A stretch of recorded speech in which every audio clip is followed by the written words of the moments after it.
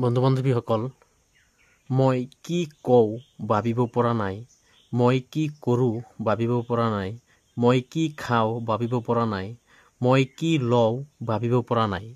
এনেকুৱা ধৰণৰ কথা বতৰাবিলাক আমি ইংৰাজীত কেনেকৈ পাতিম তাৰ বিষয়ে আজিৰ ভিডিঅ'টোত আলোচনা কৰিবলৈ গৈ আছোঁ। গতিকে আপোনালোকে ভিডিঅ'টো সম্পূৰ্ণ চাব, লগতে লাইক, কমেণ্ট আৰু শ্বেয়াৰ কৰিব, আৰু চেনেলটো ছাবস্ক্ৰাইব কৰি দিব আৰু পেজটো ফ'ল' কৰি দিব। এতিয়া আহোঁ মূল বিষয়লৈ। মই কি কওঁ ভাবিব পৰা নাই, সেইটো আমি ক'ম I can't think what to say. I can't think what to say. মই কি কওঁ ভাবিব পৰা নাই। মই কি কৰোঁ ভাবিব পৰা নাই, সেইটো ক'ম I can't think what to do. I can't think মানে মই ভাবিব পৰা নাই, হোৱাট টু ডু কি কৰোঁ।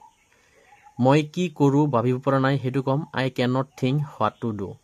মই কি খাওঁ ভাবিব পৰা নাই, I can't think what to eat. মই কি লওঁ ভাবিব পৰা নাই, সেইটো ক'ম I can't think what to take. গতিকে এনেকুৱা ধৰণৰ কথা বতৰাবিলাক আমি নিশ্চয় পাতোঁ। দোকানত কিবা ল'বলৈ গ'লে আমি নিশ্চয় কওঁ যে কি লওঁ ভাবিব পৰা নাই, বা খাবৰ সময়ত কওঁ যে কি খাওঁ ভাবিব পৰা নাই। তেনেকৈ কথা বতৰা নিশ্চয় পাতোঁ। গতিকে সেই কথা বতৰাবিলাকেই আমি ইংৰাজীত আলোচনা কৰিবলৈ গৈ আছোঁ। তাৰপিছত পিছৰ বাক্যটো আছে, মই কি শিকাওঁ ভাবিব পৰা নাই।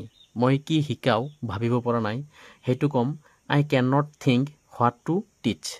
I can not think what to teach. মই কি শিকোঁ ভাবিব পৰা নাই। মই কি শিকোঁ ভাবিব পৰা নাই, I can not think what to learn. গতিকে এনেকুৱা ধৰণৰ কথা বতৰাবিলাক আমি কেনেকৈ আলোচনা কৰিম। দৈনন্দিন জীৱনত নিশ্চয় এনেকুৱা ধৰণৰ কথা বতৰা কেতিয়াবা পাতিবলগীয়া হয়।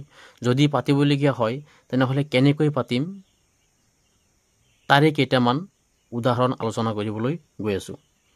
তাৰ পিছৰ বাক্যটো আছে, কি লিখোঁ ভাবিব পৰা নাই। কি লিখোঁ ভাবিব পৰা নাই, I can not think what to write.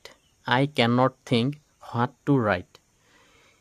তাৰপিছত মই কি পিন্ধো ভাবিব পৰা নাই। মই কি পিন্ধো ভাবিব পৰা নাই, সেইটো ক'ম I can not think what to wear. I can not think what to wear মানে মই কি পিন্ধো ভাবিব পৰা নাই। গতিকে আজিৰ ভিডিঅ'টো ইমানেই। বন্ধু বান্ধৱীসকল, এনেকুৱা ধৰণৰ কথা বতৰা আমি ইংৰাজীত কেনেকৈ পাতিম তাৰ বিষয়ে আজিৰ ভিডিঅ'টোত আলোচনা কৰিলোঁ।